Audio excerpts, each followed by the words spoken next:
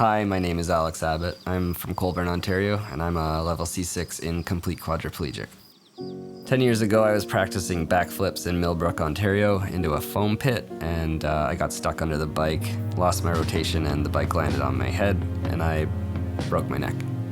I mean, if something was your passion and it felt like the thing you were meant to do in life, and I put everything into that in my mind, everything was towards dirt biking, and then, yeah, it didn't work out, and that's hard. It's hard when you've pretty much committed your life to something already, in your mind at least, and then it's taken right when you were nearing your prime, and then boom, like within 2 months of everything coming together, it all fell apart.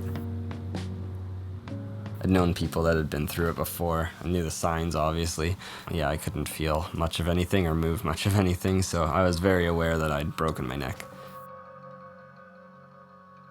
Things that really helped me when I was in hard times was seeing what people went through during the wars and finding the strength that they found. I mean, that was inspirational. It made me really dig deeper.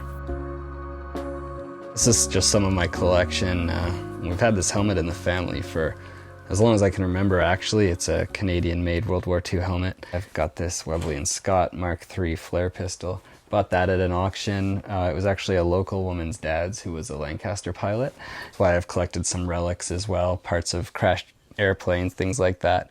It just really takes you there. You know that was on somebody at some point in time on this battlefield over 100 years ago, and now it's in your hand. Who knows what this saw, what this went through. It's really amazing. In the back of my mind, I was always thinking, I'll get on a bike again somehow. But also in the back of your mind, you're also realizing it might not be a very achievable goal. So yeah, today my friends are gonna come over and help me get on it again. I mean, I'm happy if they just come and we have it running again, to be honest. Bonus would be getting on it, maybe with somebody, for a safety run. If I do get to ride it myself, it's gonna be amazing, but I'm not getting my hopes up just yet because there are so many factors that are yet to be discovered. How long has it been since you were on it? We're 5 days short of 10 years. 5 days short? Wow. Yeah.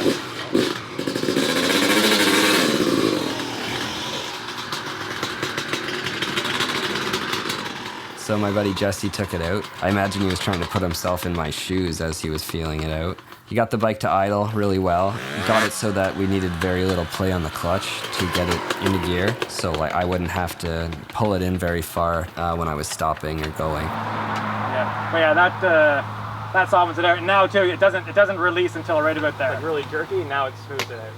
Okay. It's slipping when you're on it. Yeah, it's not slipping when you're going easy. Yeah. I think it'd be good. I've got osteoporosis and stuff like that, so a fall would not be very good for me, especially since my bike wasn't modified in any way. Well, don't forget, too, your mind says it's not a good idea, then don't do it. My mind's not saying it's not a good idea. I'm not saying that it is. I'll just ditch it into the fence if I get into trouble. Yeah, you'll know way before then if you're going to trouble. Yeah. You're going to know it in 20 feet. Yeah. Once you get past that, you're going to be fine. Yeah, I shaved my beard last night because I knew I'd be having to buckle up the helmet. I was going to get my hair stuck in it. Should have had the dirtiest Hulk Hogan mustache. That would have been pretty nasty. I shaved it. It was so gross. All business. It was bad. And I was like, I'll leave it till tomorrow. Everyone can have a laugh. But then I'm like, David's going to be here filming it. I don't know if I want anyone to see that. So the gearing up part was always almost like a ritual for me. I'd have my earbuds in, listening to some songs that I always listened to while I was getting pumped up. You're just getting in this zone. My hand is the biggest issue, I believe. My right hand, my throttle hand, is my weakest hand. I don't have an opposable thumb, so gripping a throttle with a lot of horsepower. And, my right side's weaker than my left side, so there's just so many things to take into consideration just to make sure I can even sit on it and give it gas. Can I use the clutch? Can I use the brake? I mean, my fingers don't work that great, so I don't know if I'll stall it and then I'll fall over. I don't know if I'll fall over trying to turn. There's a million things that could potentially go wrong. And then one thing that could go very right, and that's what I'm aiming for. I think so. Yeah. I might not be able to get the.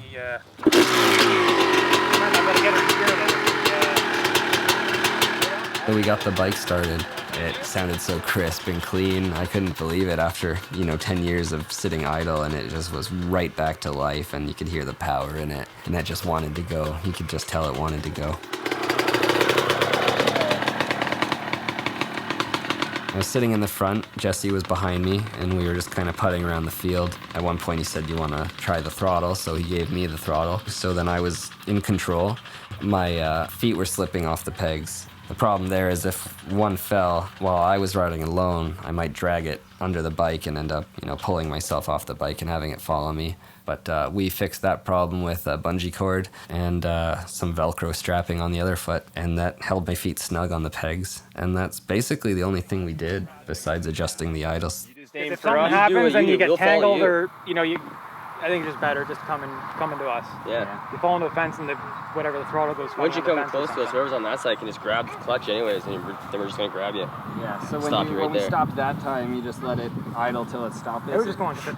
Yeah, but then when you come in, I just pull the clutch in. We got you. We got you.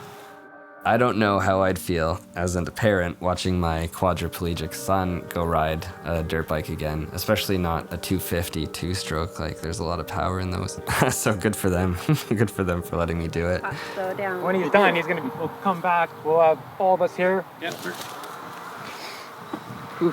So you think so, eh? Alex? Alex, don't do it if you don't feel comfortable. Yeah, that's what I said. No pressure, bro. Really up to you. This is baby steps, man. That was. Like, I think today so. That's a is good pretty- first step, but I I'm don't have any pretty worries. word of the whole family, and I think you can do it. You think so, eh? You think like... I'm confident. I don't think you're gonna if you were doing it with me on behind it, it's gonna be easier without. I wasn't like I was holding on to you. Did you ever have to put your leg out for like turning? No.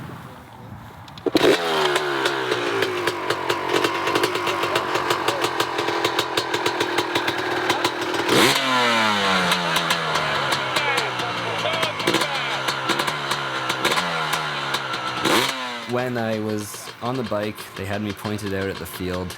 All of a sudden you're going. And I remember thinking like, oh my God, you're riding your dirt bike again.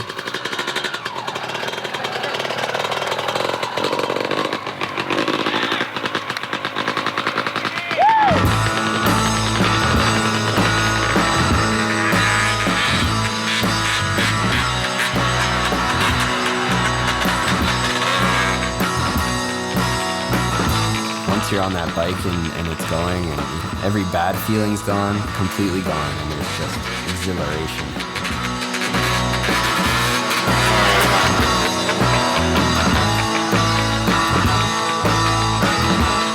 Just as I was getting all giddy and excited and about to start crying, it was time to turn.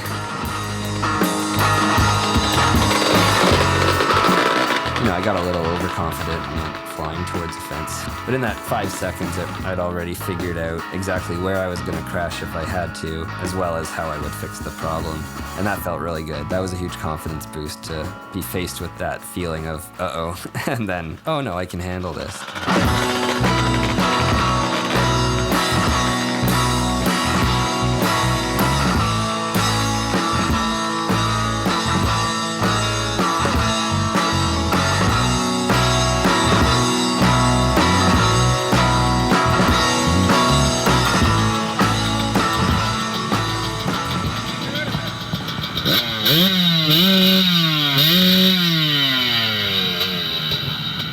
Are y'all giggly out there? Yeah. Yeah. I gave myself a minute before I got giggly. Yeah. I had to be serious at first. Yeah, you're right. Once you And have then just too to much, find that's out right. where the roughest, down Up here here. is nice. I wanted to catch. Then you're just honking on it.